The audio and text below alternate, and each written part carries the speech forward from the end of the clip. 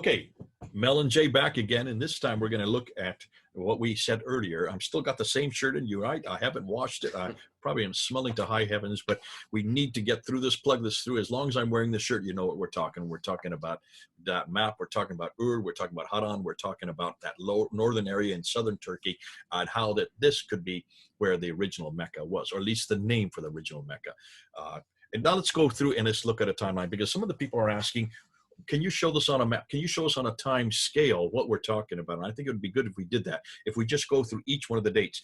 And you've picked out a number of dates that are important. 602, you've picked out 617, 622, 624, and 634. Could we look at those dates and unpack each one of those dates so people understand the sequence that you're going back, and then you end up with 636, the last one. So 602, 616, 617, 622, 624, 634, and 636. Let's go with each one at a time. Over to you, Mel. Absolutely.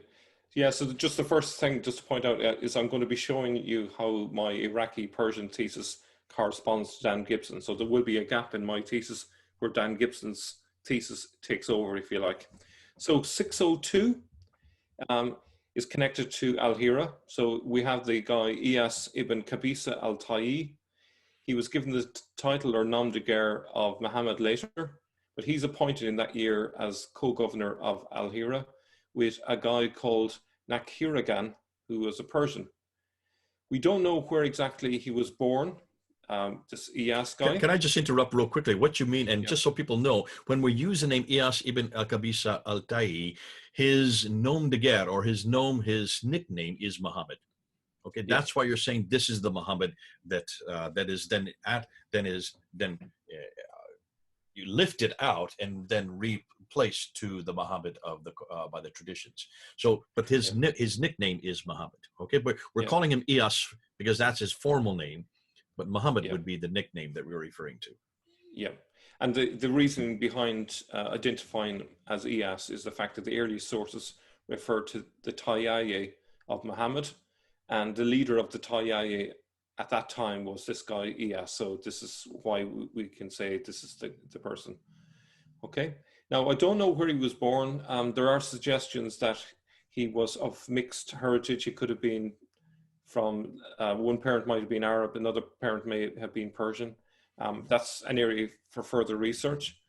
There was a book written a couple of years ago in Arabic, which was called Islam was created in Persia. And in that book, the author suggests that this very thing, that I think it was the father's Persian, the mother was Arab. So that might explain this mixed identity that we seem to see in the sources.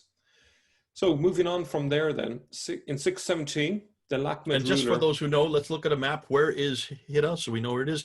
Can you see where Al-Hira is? It's real close to what is today Baghdad, just a little south of what is today Baghdad. Back then it would have been called Ctesiphon. Yeah.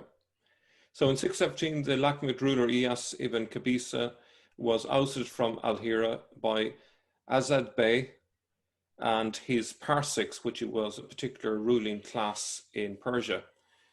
And so the idea is that after being ousted, this would have led to him wanting to plot his revenge. Now, it's interesting, the early sources, strongly influenced by the Islamic rulers, paint him as being still a friend of the Persians, still fighting on the Persian side. But if we think about this logically, there's no way someone who's been ousted would still be all friendly, lovey-dovey with the Persians. So it makes a lot more sense that this is the trigger point where he now becomes the enemies of the Sasanians. So here is the key starting point. Now, it's a bit messy for the next few years because there are different groups fighting against the Persians. They haven't yet united, but this is really the point at which he gets involved in all of this. He's a dutiful ruler for the Persians up to this point, but this is the moment where he decides that actually he's had enough and he's going to take the Persians on himself because he's interested in power. Rulers don't like giving up power. And and he's the ruler of a tribe, so he's got a lot of clout behind him. So he can do things even if the Persians don't like it. So the next key year in the timeline is 622. Now, there's a number of things that have happened in that year which are important. First of all, Heraclius liberates Cappadocia, which is in Turkey. In the 660s, Sebius tells us that when Heraclius captured Edessa in 622, the Jews fleeing from Edessa, or Ur, so Ur is appearing again, that the Jews met the Arabs in Tashkistan, which is northern Mesopotamia. They Judaized the Ismailites into Hagarim, which essentially means that they reminded the Arabs of their connections way back to Hagar and Ishmael, so they get all fired up with the sort of the ancient theology about their importance. He also mentions that they meet Muhammad here. Now it's interesting that they're meeting Muhammad really not far from the old Mecca that we mentioned. So the old Mecca is just outside Ur on the way to Haran. They have been evicted from Edessa, or in other words, Ur, by the Byzantines. They're on their way to Babylon, and along the route, which probably would have followed along the Euphrates River, Sebius tells us that they meet Muhammad there. So that's very interesting. So this is exactly where we'd expect them, expect the Jews to meet Muhammad, considering our theory up to this point. So our theory is based on factual information. And so the Muslims watching really have to deal with the facts. The facts on the ground are telling us this is where Muhammad is when he first meets the Jews. Please explain to me why he's meeting Jews way up in Iraq when the tradition tells us that he should be way down in the Hijaz. Where there is no reference for Jews at all in the Hijaz. We can't find any historical support. No. The furthest south that we find any Jews is what we call Medina Sali, or Median Sali, which is much, much further north. No Jews at all in Yathrib, no Jews. Well, there's no Mecca, so there's would be no Jews there, but there's no Jews in Taif either. They're much, much further north. So that, again, the historical evidence on the ground has the Jews in the wrong place for the traditions to be correct. Yeah. Now, the interesting thing is Sebius. So Sebius also says something more about Muhammad when the Jews met him. He says that he gave rousing sermons of an Abrahamist flavor. So he's an expert in the Mosaic law. So that fits in with what we know about him. He's not illiterate. He's very knowledgeable. But what he was able to do, and this is the key thing about his leadership qualities, is he was able to unite the clans. So the Jews are basically saying, we need to unite in order to win victory. So he organizes a form of unity among all the different clans. And it's interesting, a later coin refers to this year as the year that the believers settled their case. So this is the year when the Jews, the Nestorians, and the Sabians, and the Abrahamists all come together as one unit to kick off the yoke of the Persians. So that's another reason why it's important. One more thing before you go on, between 622, remember also that Heraclius destroys the Persians on this date. And this is probably the reason for many of the Arabs, the Lakhmids and the Ghassanids, who hated the Persians. Their oppressors are now thrown off, have been defeated by the Heraclius, who is a Byzantine. He's a Christian Byzantine. And this would then help us understand why later, when the Abbasids do choose a date, why do they choose 622 for the Hijrah, for the beginning of their calendar, for the beginning of what they would always say is the Islamic calendar. Until today, they still use 622.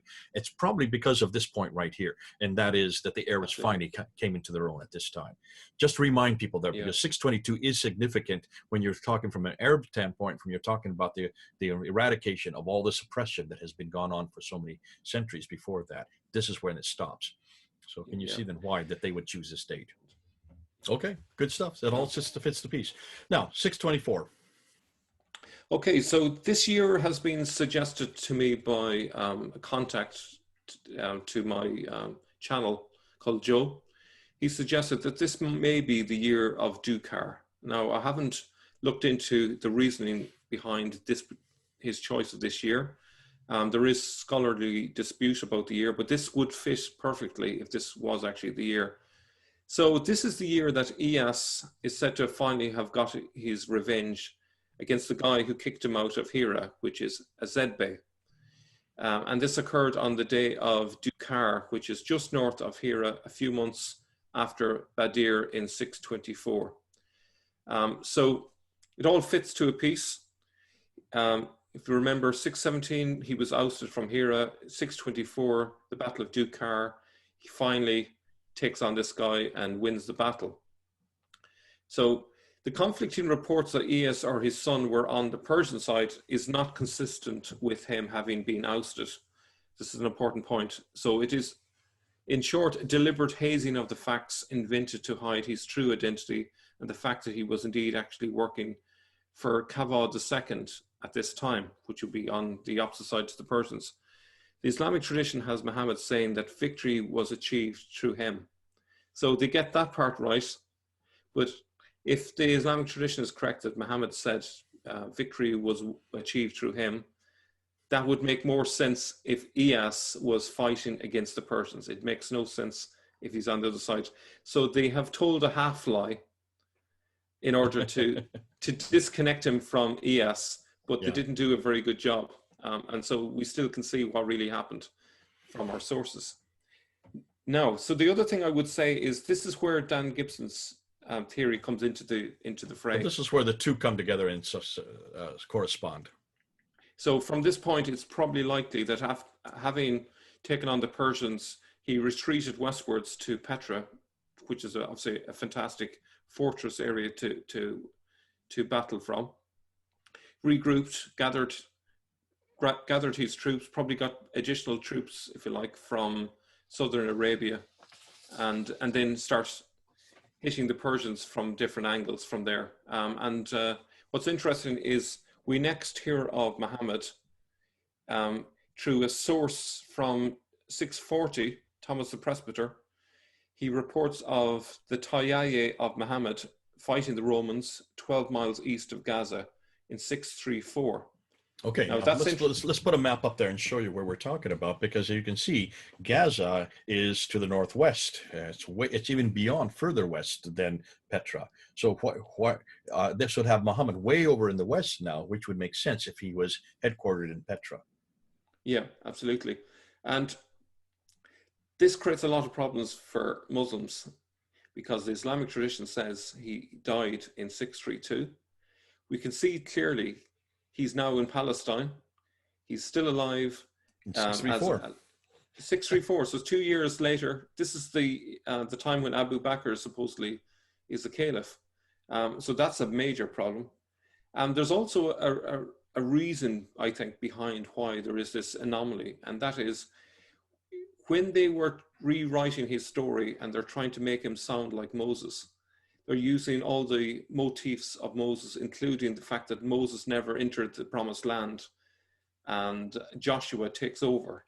So he sees the promised land, but he dies before he enters Palestine. So they're trying to do that with the story of Muhammad.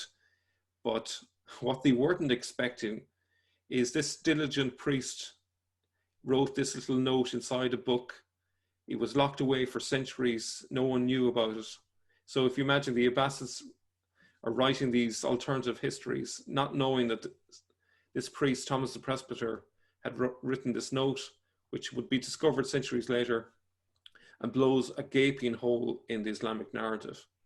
This is the reason why all of this early material is so exciting, because we can see clearly there's been a major cover-up, and we're seeing it video after video, just cover-up after cover-up.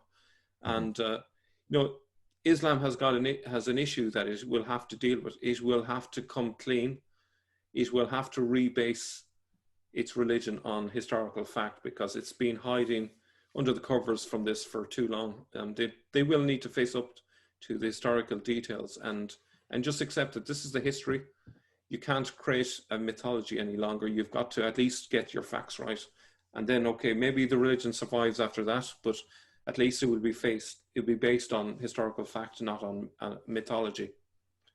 Okay, so Dan Gibson's material starts to appear in the 620s as well. So this would make sense as well. You can see the Qiblatain mosque is 620s. You also have the mosque that is facing towards Petra all the way over in Guangzhou in China, also the one in Sherman in India, in southern India, and Kerala, that's also facing Petra. So they all start to appear from 626, 627, 632, and that would fit exactly, since that's where Muhammad Tayyeh would be there by that time. But not that, and I would suggest that even earlier ones were probably at that time, because at this time these would still be temples that became mosques. These would be Nabatean temples that became mosques. But thanks a lot. This has been terrific. What you have done is by placing it in a timeline, by putting the dates there, the timeline is there. Let me put the time up again. And there you can see in 602 is Al-Hira. That's when Iyas was made governor of Hira. Then we jump to 617. That's where Iyas is then deposed. 622 is when Heraclius comes and liberates Cappadocia, and that starts the identity for the Arabs, because now they are out of the oppression of the Sassanians. In 624, you have the Battle of Dukar, where this Ilyas ibn Qabisa has finally got revenge on the fellow that threw him out there in Hira earlier in 602. And then he moves to the west from that time. Possibly it looks like he's moving towards Petra, moves in, and then he has this big battle in 634 in Gaza, even further west, and then dies in 636, according to Thomas the Presbyter. So thank you. This is terrific. Getting it on timeline helps us to understand what history is now telling us, not what the traditions are telling us. Because remember, the traditions are 9th and 10th century. They don't even have the right place. They don't even have the right time. They don't even have the right man. That's why it's so good to go back in history. Mel, you've got us the right man, and you've got us now in a timeline to see how it all fits together. This does not confront what Dan Gibson is saying. It actually complements what Dan Gibson is saying. God bless you. Absolutely. It's so good to have you. Okay, this is Mel and Jay putting into yet another chapter and another nail that starts to go into this coffin. God bless you. Do your comments down below. Please get them in there. We need to see them. We need to hear your reaction. And we'll haul Mel back again to answer your questions. Right. Mel and Jay, over and out.